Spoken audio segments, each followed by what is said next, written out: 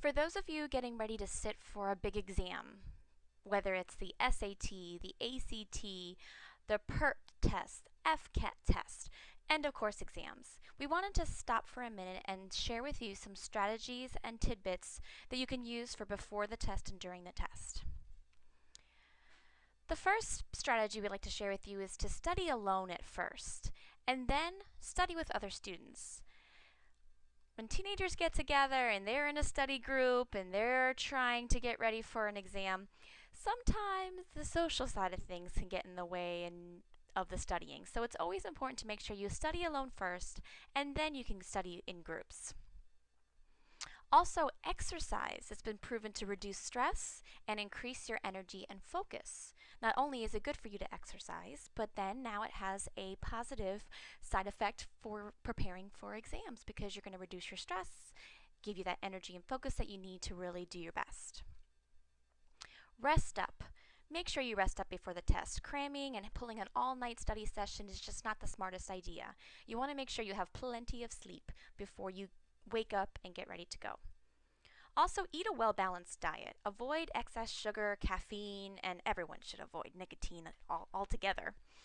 But you want to make sure you don't eat also too much before a test. If you wake up before a test and you decide to have a pancake eating contest with your brother or sister, by the time you get to your test and you sit down, you'll be feeling sluggish and full and not really be able to focus as much as you would be if you had had a well-balanced breakfast like some eggs and a little bit of bacon or some cereal. Now, during the test, you want to dress comfortably. Utilize some layers because it may be hot or cold in your testing room and you don't know. That way, if it is a little chilly, you can put on a sweater or jacket. If it gets a little warm in the room, you can always take off your sweater or jacket and be as comfortable as possible so your focus isn't on your body temperature but on the test. Also, wear a wristwatch to monitor your time and pacing. Most tests, you are not even allowed to have a cell phone around because of the testing policies. So wearing a wristwatch will help you because you'll be able to look down, check the time, make sure that you're using your time wisely.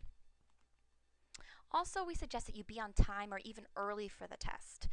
I don't know about you, but if I'm running late for an appointment or something major, I'm supposed to be at a very exact time and I'm running late, once I do get there, I'm so flustered that I'm late that a lot of times it takes me a while to calm down and really just get ready for whatever I'm going to be doing. So it's a great idea and a great strategy to make sure you're on time or even early. Also, be prepared with all the necessary materials. For tests like the SAT and ACT, a lot of times you need to bring a printout that says that you've registered for the test, and sometimes you'll have to bring a photo ID. You'll have to know which calculators you can and can't use. So make sure you beforehand make a checklist of everything you do need to bring and have it all ready to go the night before.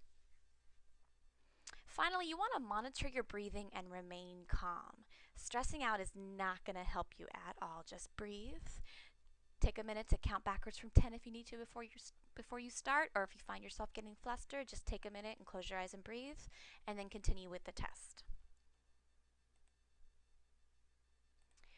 Here are some other test-taking tidbits.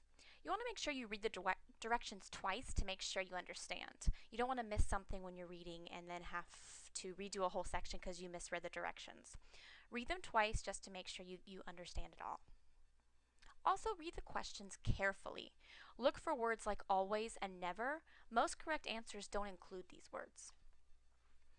And then on essay questions, make sure you give your major points first and then add the details last. Finally, if you can narrow down the choices and make an educated guess, definitely do so.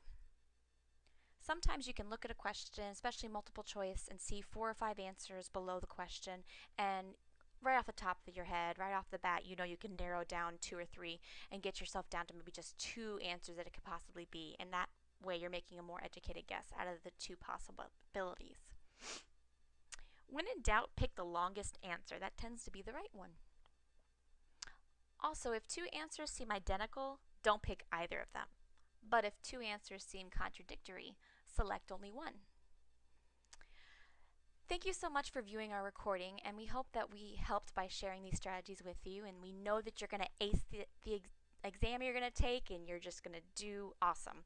If you have any questions from your Florida Virtual School Counseling team, please reach out to us anytime at 407-513-3588. Thank you so much and have a wonderful day.